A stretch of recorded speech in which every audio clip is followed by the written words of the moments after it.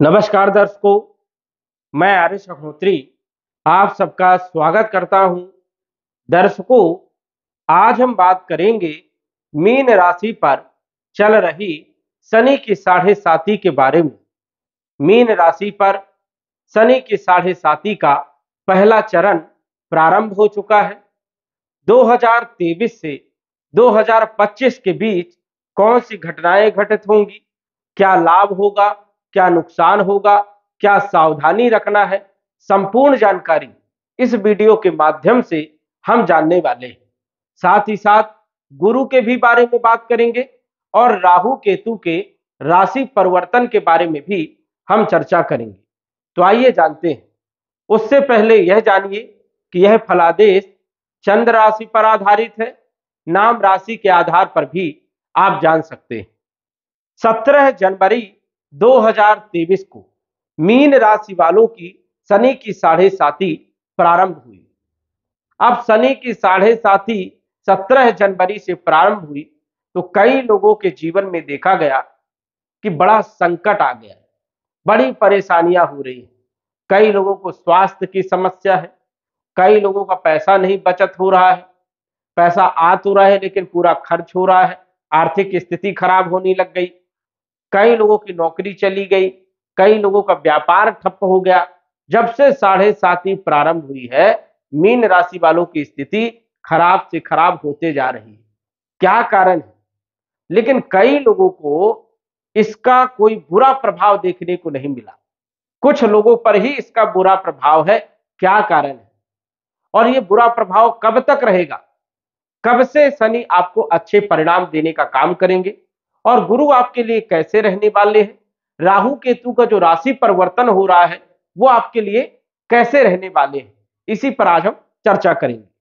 17 जनवरी 2023 को आपकी राशि के अनुसार से शनि 12वें भाव में गोचर कर रहे हैं।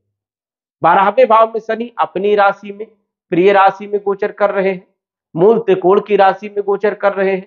और यहां पर शनि ज्यादा नुकसान नहीं करते क्योंकि वो अपने घर में है और अपने घर को कोई ग्रह खराब नहीं करता है। लेकिन यदि शनि खराब स्थिति में है तो फिर तो नुकसान करेगा ही करेगा। अब 17 जनवरी को जैसे ही शनि 12वें भाव में प्रवेश किए और यहां पर मजबूत स्थिति में होने वाले थे कि सूर्य के समीप होने के कारण ये मार्च तक अस्त रहे।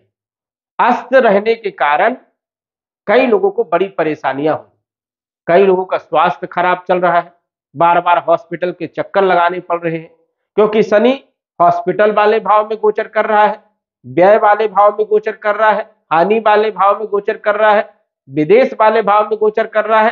तो कहीं ना कहीं हॉस्पिटल के चक्कर लगवाने का काम करेगा, धन खर्चा करवाने का काम करेगा।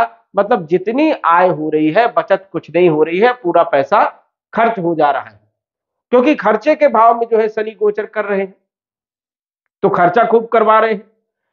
और शनि जहां पर बैठते हैं उस भाव के फलों में वृद्धि करते हैं।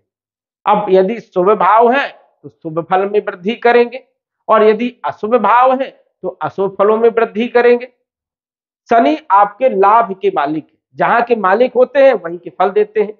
लाभ के मालिक है और ये 12वें भाव मतलब व्यय के मालिक है। लाभ और व्यय दोनों भाव के मालिक है तो लाभ भी देंगे और व्यय करवा देंगे। तो पैसा तो आएगा लेकिन वो बचत कुछ भी नहीं होगा, पूरा व्यय हो जाएगा। अब कई लोगों के कोर्ट कचहरी में पैसा खर्च होगा क्योंकि ये कोर्ट कचहरी का भी भाव माना जाता है। कहीं ना कहीं कोई आपके ऊपर गलत आरोप लग जाना, कोर्ट कचहरी के चक्कर लग जाना, पुलिस केस हो जाना, ये सब परेशानियां यहां पर शनि देने का काम करता है। अब जैसे ही फरवरी के महीने में शनि अस्त हो गए तो ये बुरे परिणाम देखने को मिलने लगे। शनि जहां पर देखता है वहां पर खराब करने का काम करता है, जहां पर वो बैठता है वहां के फलों में वृद्धि करता है और जहां पर शनि देखता है वहां पर खराब करने का काम करता है। शनि की दृष्टि अशुभ मानी जाती है। हालांकि शनि अपनी राशि में गोचर करने के कारण ज्यादा अशुभ नहीं करेंगे, लेकिन फिर भी क्या अशुभ करेंगे? तीसरी दृष्टि धन भाव में, धन बचेगा नहीं, धन के लिए आप परेशान होते रहेंगे, मानसिक टेंशन देने का काम करेगा। दूसरी बात जो है, कुटुंब परिवार का भाव भी है, द्वितीय भाव। कुटुंब परिवार से कोई सहयोग नहीं मिलेगा, रिश्ते खराब होने लगेंगे। ये वाणी का भाव है तो गुस्सा आपको आने लगेगी, कटु वाणी का प्रयोग करेंगे, शत्रु पैदा होंगे, गुप्त शत्रु भी होने लगेंगे। शनि की सप्तम दृष्टि आपके छठे भाव में पड़ रही। छठा भाव होता है शत्रुओं का, कोर्ट कचहरी का, और ये रोग का भी है, ये ऋण का भी है। तो कहीं ना कहीं कर्जा आपके ऊपर चढ़ सकता है। रोगों में वृद्धि करने का काम करेंगे, कंपटीशन में असफलता देने का काम करेंगे, गुप्त शत्रु पैदा हो जाएंगे, और नौकरी में भी समस्या देने का काम यहां पर शनि करेंगे। कई लोगों की नौकरी चली गई, कई लोगों का व्यापार ठप्प हो गया, कई लोग संघर्ष तो खूब करते हैं लेकिन सफलता कुछ नहीं मिलती। जिस चीज में हाथ डाल रहे हैं उसी में उनको असफलता मिल रही है। कई लोगों ने किसी को पैसा दिया है, उनको डेट पे डेट मिल रही है, वापस नहीं कर रहे हैं। ये सारी समस्याएं जो है शनि आपको देने का काम कर रहे थे।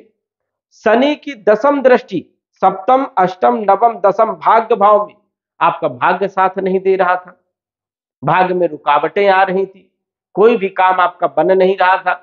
मेहनत तो खूब कर रहे थे, आपके अंदर काबिलियत भी है, लेकिन उसका आपको रिजल्ट नहीं मिल रहा था।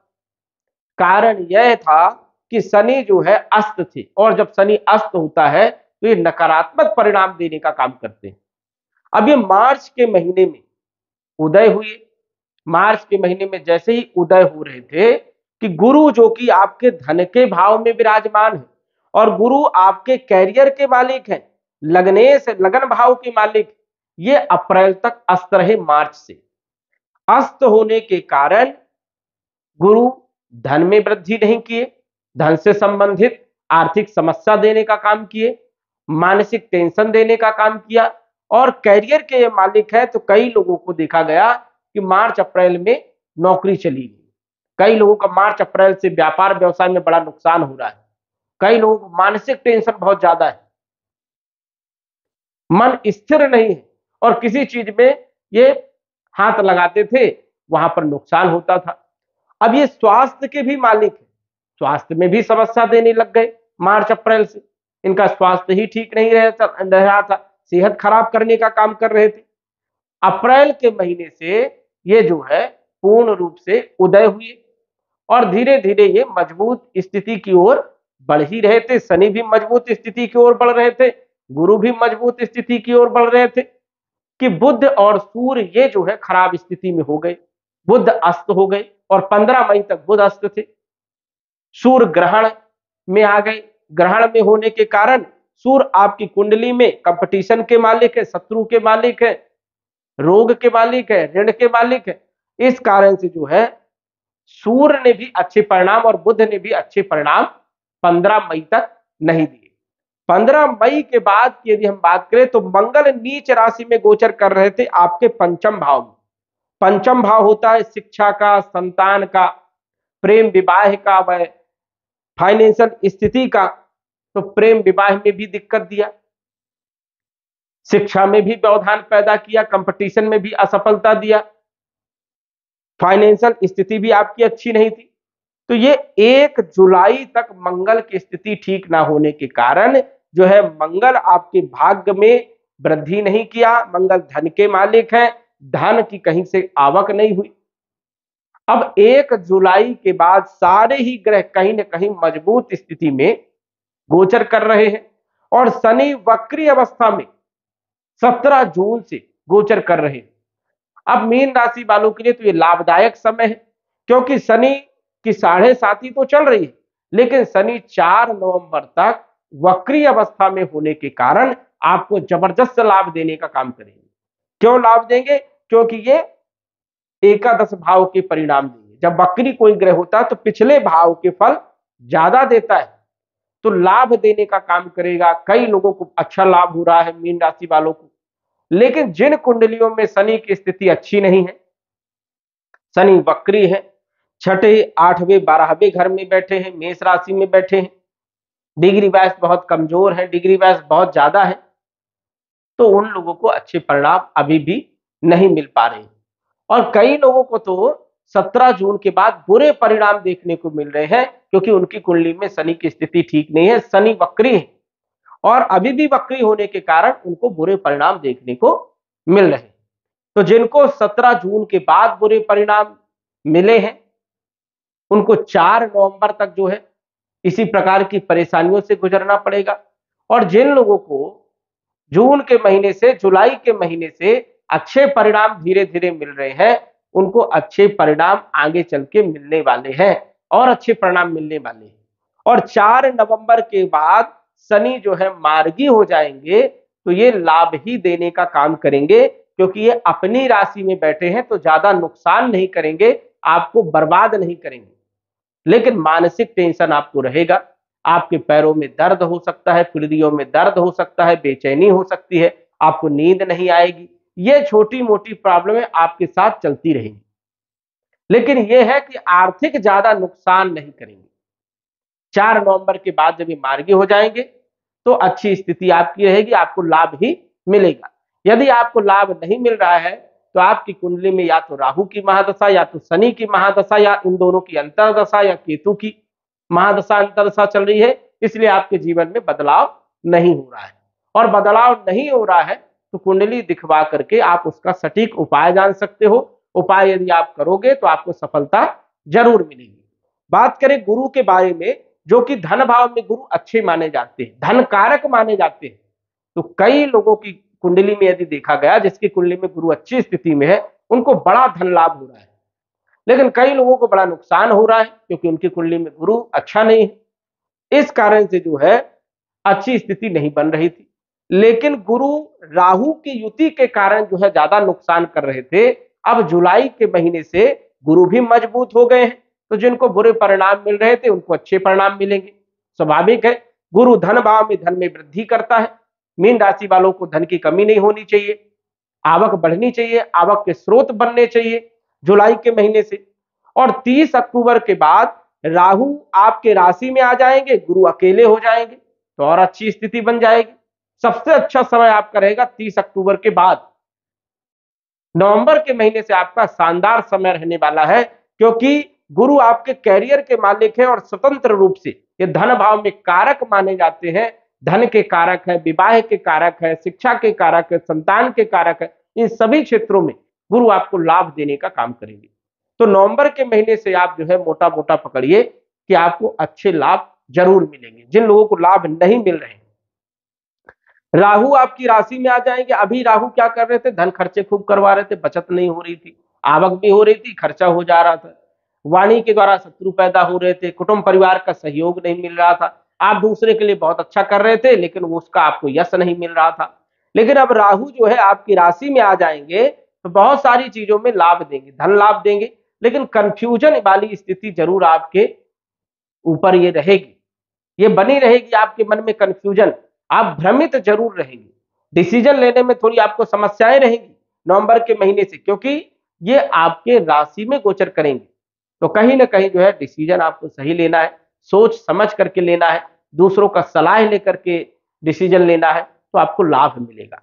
वही केतु, केतु जो है ये आपके अष्टम भाव में, सॉरी ये तो अष्टम भाव में ही गोचर कर रहे हैं, और अष्टम भाव में गोचर कर रहे हैं, तो अष्टम भाव में केतु वैसे भी अच्छे माने जाते हैं।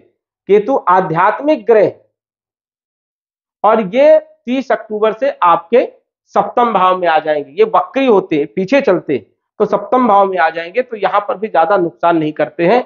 लेकिन वैवाहिक जीवन में कंप्रोमाइज करके आपको चलने की जरूरत रहेगी। जिसकी कुंडली में वैवाहिक जीवन का मालिक डिस्टर्ब है, उन लोगों को थोड़ी परेशानियां बढ़ भी सकती है।